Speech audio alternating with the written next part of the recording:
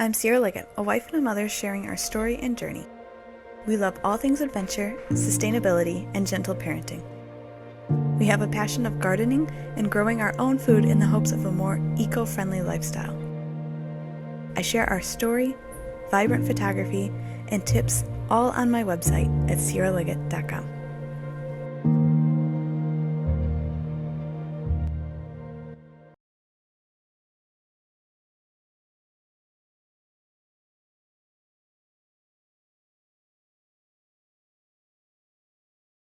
Baby Evelyn. Baby Evelyn. Going to Japan.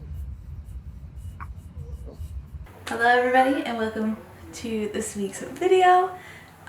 This is something that has been highly requested and we just don't think to talk about it as much, so I wanted to talk about it today.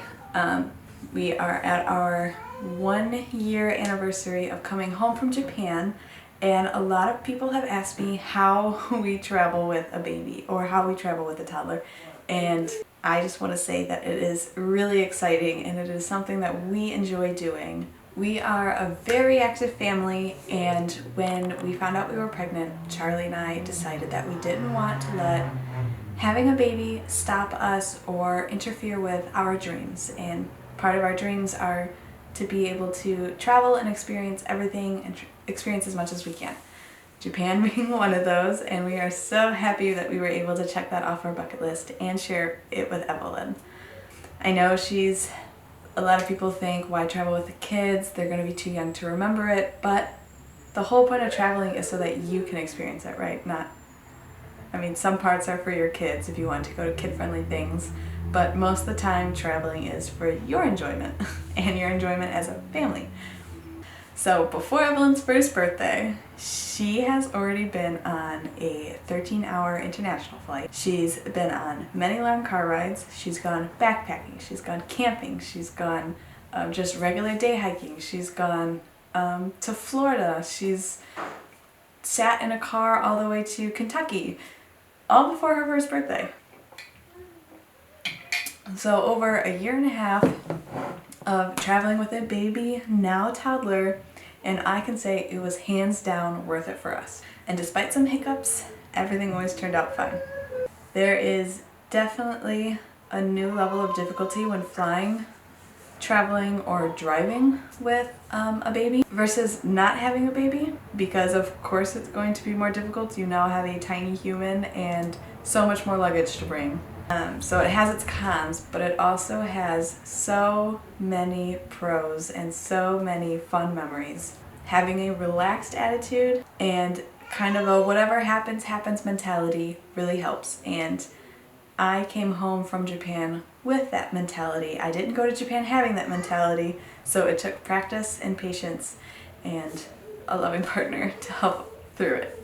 Nothing lasts forever. No flight lasts forever, no crying spell lasts forever, no jet lag lasts forever, but even on the flip side, your time doesn't last forever. So you kind of have to weigh the pros and cons on what you can handle and what you can't. So us personally, we like to do what we can when we can. We would much rather enjoy our lives in the moment that we have it now, rather than waiting X amount of years until our kids are grown, or waiting X amount of years until we feel it's the right opportunity to travel. But of course, if you are the kind of person that would totally get freaked out, it would cause them way too much anxiety, it would exhaust you, and you would generally not enjoy yourself, I am not telling you to do it anyways. This is all about you, all about what you can handle and what you feel comfortable with. So I'm not forcing you to take yourself and your child 13 hours across the globe. You can either start with something close until you can handle it, or this is your life, you can choose whatever you choose to do. But I do want to share some general tips that might make it easier for you. I do want to point out that this video will be mostly about flying and our international trip to Japan specifically. If you want road trips, driving tips, you can check that in this video here. And I will eventually be making a backpacking video and camping video as well. I'm only going to include a set list of tips here because I didn't want to make this a long, extensive video. So this is just going to be what we specifically learned from Japan. But if you want a more comprehensive list of flying tips and travel tips that we have, I'm going to make a blog post and I'll link it down below. My first tip is to get the bassinet on a long flight, or an aisle seat at the front of the plane for a shorter flight. I mean, you can realistically survive any seat for a short flight, although an aisle would be preferred so that you can get up and change the baby and go to the bathroom. But sometimes I also check to see if there are any empty rows in general, or if the back of the plane is empty. And then I just use the entire row to my advantage. Now she has her own little section to play. I have the entire row to give her a diaper change so that we don't have to get up and go to the bathroom, because flight bathrooms are incredibly tiny and I felt like I was going to fall down the toilet seat when I was changing Evelyn in the changing room. That was just not ideal for me. But on most international flights, you can get a baby bassinet that will fasten to the bulkhead. Unfortunately, you cannot book or reserve them. It's always first come, first serve. But you can call ahead to request it. And then after you do that, you're going to want to show up early so that you can be a part of that first come, first serve. And you have to get a specific seat to be by that bassinet. Unfortunately, we didn't get the bassinet on the way to Japan, so she sat in my arms for the full 13 hours, sound asleep, and I got sleep because I knew she was right there with me, but also my arms fell asleep.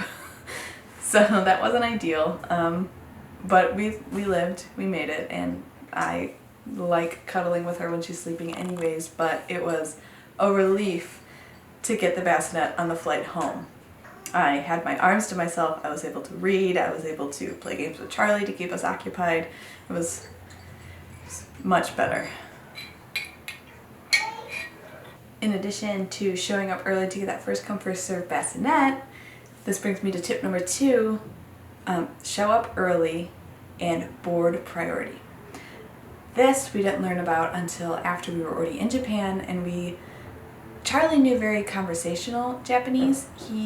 I mean, it was all still very new to us, right? We haven't experienced it with other Japanese speakers yet. This was our very first time, but we'd practiced months prior, but we still didn't understand what they were saying, and it is completely different. If you've ever studied another language, it is completely different when you are in that situation, being able to use the language, and there's a difference between what you're taught and what is actually used. So it was all new to us. We were still getting the hang of the language, and thankfully we picked up on it very quickly. But we were being told to go down an aisle that we weren't supposed to go down according to the English instructions, and it ended up being because that we were family, we got to go through security in a special reserved area, which was really cool, and turns out that's a thing here too. We didn't know about it. Not all airplane lines have this, but some do have family security lines and security check-in, because we know that it's very difficult to carry a baby through security. Sometimes it's easier to use the wrap, sometimes it's easier to use the stroller, but either way, you may or may not have to take them out of the carrier and hand them through security, have one partner on the other side, or hand them through security. We've had both instances where she's had to come out and be handed through, and where I could just continue wearing her. But yeah, so we didn't even know this was a thing until our return flight home, but some airlines will allow you to, it's called, for Delta it's called family boarding, and what they do is they let people with disabilities on, they let families on, and it's usually 1 to 2 parents can go on first, get everything settled, put luggage in the overhead bins if you need to, get your children settled and buckled in, and then everybody else comes on. This does have its pros and cons though, because now you are the first person on the plane, and now you have to sit there with your kids until everybody else is boarded. So when I was by myself, I went a little bit later after we'd come home from Japan. I went to visit my grandparents and my cousin in Florida, and it was very helpful being by myself, to have all the time I needed to put my luggage in my overhead bins while holding a baby and getting everything figured out. But thankfully, I've been in some really lucky situations where other early boarders were like looking out for me, and they made sure that I was settled before they were settled, and then they sat down, or they made sure that we were safe by making sure, following us to our car to make sure my parents picked us up, and that we had somebody to be there, because if you are a woman alone with a kid, you know how stressful it can be. So I don't know if any of those early boarders have found me on YouTube, but I was very blessed to have met you. My third tip is to take as little as possible. We went to Japan having this mentality that we were taking as little as possible. We were going for 3 weeks, and we each had our own luggage. But along the way, I found out that I could have gone with a few less clothes than I had brought, and a few less things that I had brought for Evelyn, because we ended up making sure that we were either around the corner from a laundromat, or that our homestays or hotels had laundry with them. So in addition to that, though, you want to take as little gear as you can, because there's also the option to rent depending on where you're going. A lot of our hotels, we would ask for a bassinet or a little sleeper, but there was a communication barrier there, and they ended up bringing like a bath instead. So I'm not sure what happened there, but that was funny, and we still laugh about that. But if you're like renting cars or something, usually the rental companies will also have car seats to rent. This brings me to tip number 4. If you aren't renting a car or you don't want to, and you don't trust the rental car seats, I know I have read that some people do not trust the rental car seats, and that's completely fine. I then would encourage you to use public transportation. In Japan, we used all the public transportation that was available to us. We took the trains, we took the bullet trains, we took buses, there was one time that we ended up having to take a taxi because our bus wasn't there. And I don't remember what else we took, but we took almost all the forms of public transportation there was available to us. Tip number 5, wear your baby.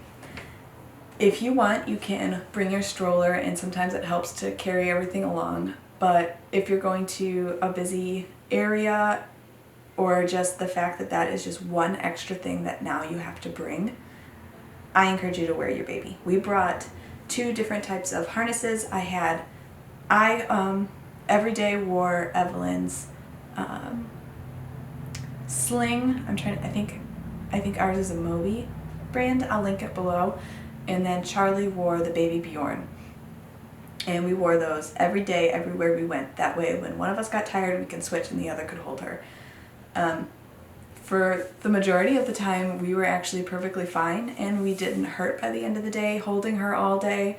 It was also very easy for me. On another tip that I'll talk about later, actually, I'll save that thought for later. If you're just sitting down and they're already asleep, and now you're sitting down for dinner and they're already resting on you, you don't have to worry about taking them out or doing anything. And we didn't have to worry about holding her in our arms and our arms getting tired, or having to push a stroller through Tokyo, which very glad we didn't bring a stroller, because that would have been incredibly stressful. Kudos to all the moms out there that are pushing strollers through Tokyo or through New York City or any other big major city. I don't think I would have been able to handle that stress. So I guess I'll skip to tip number 6, which coincides with wearing your baby. If you can, I would encourage you to breastfeed. The reason I say this is because while you're walking, if you have your baby in your carrier and you're wearing either layers or a nursing shirt, you can easily feed your baby through the carrier. I learned that after our first camping trip, and I didn't learn it until it was our very last day in our hike back to the car, and so it would have made things so much easier if I had already known that you could do that. We were literally hiking the sand dunes, and I'm holding her like this while she's nursing, and we're walking. But I could have just left her in the carrier and just popped out my boob with the layers, and that would have made things so much simpler. But if you can't breastfeed, then you can either pack your formula, or this kind of coincides with another tip I have: buy it when you get there. Do your research ahead of time and buy the formula that you would be buying here into the area that you're going. But the reason that these are both very important is because you want to do that during takeoff and landing. You want to have your baby breastfeeding, or if they're a toddler, you want to have them chewing on some like crackers, some cookies, some snacks, because that chewing motion, the sucking motion, will help relieve the ear pain from the pressure changes. So that's what we did. I would always make sure that we were all settled. I would keep Evelyn preoccupied. And then when we would get ready for takeoff, I would breastfeed her and she would end up clonking out. Never had any pain, never cried or anything during takeoff or landing. She would always be very content sleeping, and she would sleep for the whole ride. I know that not every parent is lucky enough for that, and I'm sure it's going to be different now that she's older. So we will see how that goes. But yes, my next tip is to figure out what you don't need to pack that you can readily get while you're there. So we do cloth diapering, which is one of the downsides to this. We wanted to bring all of our cloth diapers, or I think we brought like 30, which at the time was 3 days worth. And that ended up being way too much for us, and we probably could have downsized and just washed more frequently than having to hold on to all those dirty diapers. But if you don't cloth diaper, then what you can do is research the diaper brands, research where to pick up your diapers, and pick them up when you get there. Japan has stores specifically for like baby things, or it's not like party stores like we have here. And if you're even watching this in another region in the United States, I know that your party stores aren't called party stores, but like those little local shops that you can pick up baby stuff. We ended up having to get ointment for a diaper rash, and that ended up being behind the counter in Japan, and I had to ask if they had, I pulled up a picture and asked if they had that, and they had to find it behind the counter. So I think this is tip number 8. But my next tip would be that you are going to want to get your baby's passports as soon as possible and as early as possible. You really don't want to deal with that stress wondering whether or not it's going to come in time, and it lasts for a few years. I know you can get it updated, and I don't remember now when that is, when they expire for children, but I know they last quite a while. And you're going to want to get that early because nobody wants to pay for expedited shipping and then to even worry about the stress on whether or not it's going to make it in time. I kind of already talked about this, but my next step would be then to do laundry on the road. That way you don't have to pack as many clothes and you don't have to bring as many items. It's just much easier to pack light and wash where you are. If your baby is old enough, Evelyn was getting ready to hit that milestone, but she wasn't quite there yet. But if your child is, or if you haven't even started feeding your child yet, I would encourage you to look into baby-led weaning. That was a lifesaver for us, and it still is. We didn't have to pack any food for Evelyn. All we did was just give her food right from our plate. You would cut it age appropriately starting at 6 months, or when they start to show certain readiness signs. I'm not going to go into detail with that because that is not my specialty, and I just don't want to delve into that nutritional information since I'm not a nutritionist. I would just encourage you to look up baby-led weaning and try it if you feel comfortable with it. And lastly, ignore others. This one is so hard, and it wasn't until after we left Japan that I was able to fully enjoy the fact of ignoring others. Sometimes you can try everything on the list and just not get your child to calm down. They might be having a screaming fit, they might just be having a temper tantrum, they might not like what's going on. And the best thing you can do is to focus on yourself and your child. Don't worry about what other people are thinking, don't worry about what other people are doing, complaining about. It's none of their business. This is all about you and your child. Children are humans with feelings too, and I'll be actually talking about that a little deeper in a couple of videos in the future here. But just like you can't tell your best friend, your partner, your significant other, just like you can't tell another adult just be happy. You can't tell a child just to be happy. So sometimes you might just have to sit with them while they're crying. Sometimes you might have to figure out something to distract them. Whatever it is, focus on you and your child and making them comfortable and not worry about other people. That was a really big thing for me because if you don't know, the Japanese are very quiet and reserved when they're out in public. And so if we were on the train and I don't know, Evelyn wasn't comfortable, Evelyn wanted it to be quiet, whatever it was that was going on, the train just wasn't suiting her right then. She would be having a crying fit and nothing I could do would calm her down. We would be getting like dirty looks from people, but it wasn't until I came home realizing that it's not their problem. This is between me and my child, this is between me and my comfort, and if you don't like it, I'm sorry, but that's not for you to decide, right? I mean, we can't control our children. They're individual beings.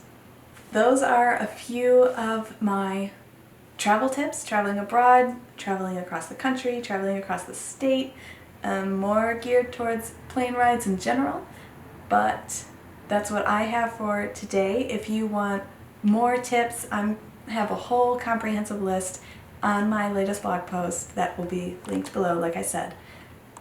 If you found this video entertaining, if you found it helpful in any way, give it a thumbs up. Let me know in the comments if you have any questions that you want further answered or any other tips that you may have.